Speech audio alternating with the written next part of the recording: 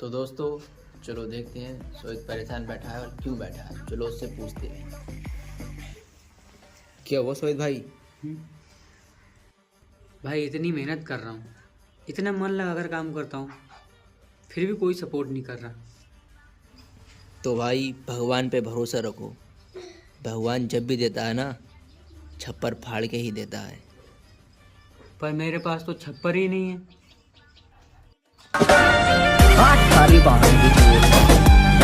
तो दोस्तों चलो देखते हैं सोहित परेशान बैठा है और क्यों बैठा है। चलो उससे पूछते हैं। क्या हुआ सोहित भाई? भाई इतनी मेहनत कर रहा हूँ, इतना मन लगाकर काम करता हूँ, फिर भी कोई सपोर्ट नहीं कर रहा।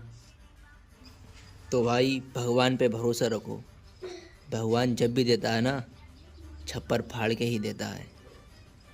पर मेरे पास तो छप्पर ही नहीं है।